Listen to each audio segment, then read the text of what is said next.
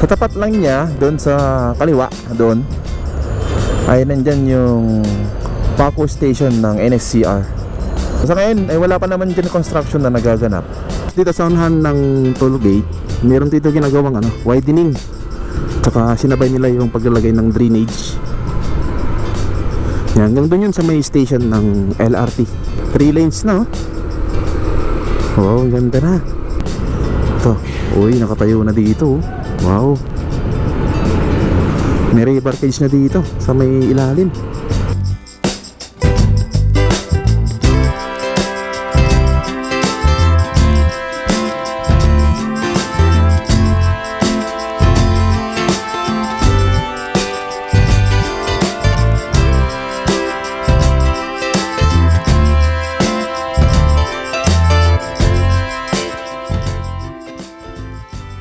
Good morning guys, nasa Nagtahan interchange tayo along Quirino.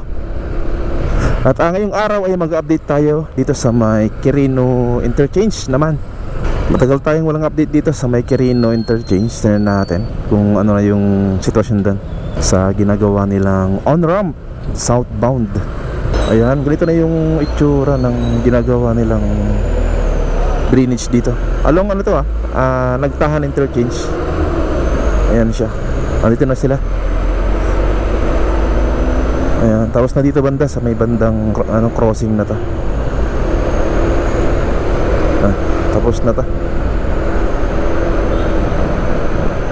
Yan, ito yung Plaza Azul. Check nyo. Dami nakaparking na mga sakyan. Pero parang legal yata itong mga nakapark dito na sakyan. Ayan siya. Dami lang kalat.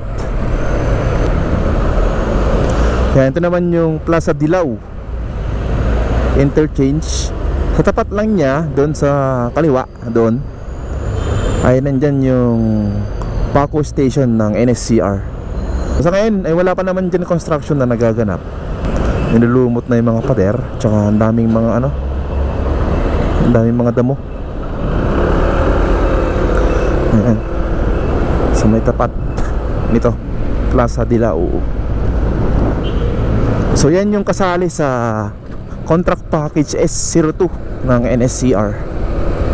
Itong Paco hanggang yan, hanggang boundary dun sa Blumentritt Station. Yan kasali to. So may haba to na 7.9 kilometers yung NSCR contract package S02. Yung Santa Mesa, Espanya, tsaka Paco, tatlong station yan. Contract package S02. Tapos ito naman yung ilalim dito sa may Quirino interchange.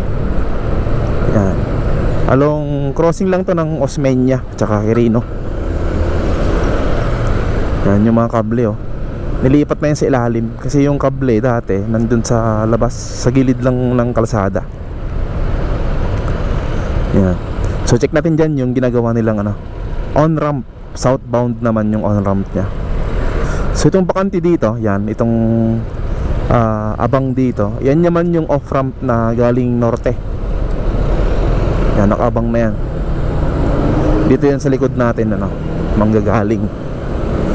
Tapos ito yung pinaka niya, abang niya, off-ramp. Yan. Yan, ito mismo. Pero wala pa naman to. Hindi pa inumpisahan.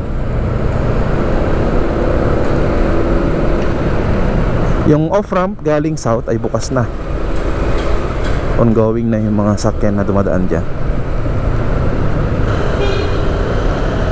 Ako, may mga na naman dito. Useful word. Binahayan na naman yung ilalim. Okay lang sana kung hindi sila nagkakalat Nagkakalat sila ng mga basura. Yan, ito yung off-ramp toll gate. Yan, ito, bukas na to. 2 lane. Yung mga galing sa south, sa Buendia, yan, Makati. Dito sa unahan ng toll gate, meron dito ginagawang widening. Tsaka sinabay nila yung paglalagay ng drainage. Yan, hanggang doon yun sa may station ng LRT.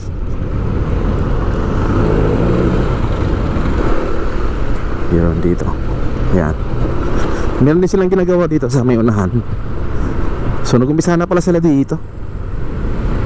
Yun, widening dito sa may area ng malapit dito sa may LRT station. Dito na sila. Binabakbak na yung pinakagilid sidewalk. So nag-widening dito. Not sure kung lalagay na rin yung poste ng kukonekta sa Salex dun sa may Ross Boulevard. Kaya natin in the future kung sasabay na yung poste. Yan, dito tapos na dito. Wow, ito 3 lanes na. Wow, ganda na. Along ano to? Quirino, papunta sa may Toll Plaza. Yan, paakyat sa Skyway Stage 3. Yan, gagawin din dito sa kabila. Ito, mag-widening din dito yung kagaya sa kabila. Yan, tatamaan niya dun sa may parte na yun, yung tapat mismo ng Toll Plaza.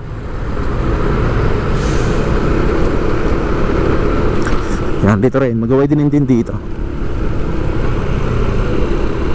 Yan, kasi sumikip dito kasi dahil dito sa may ano, toll gate na to.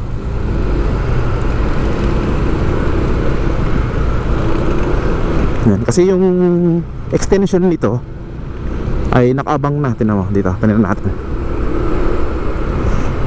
Yan, ito yung kukonekta sa Salex, karugtong nung ina-update natin na papuntang New Manila International Airport.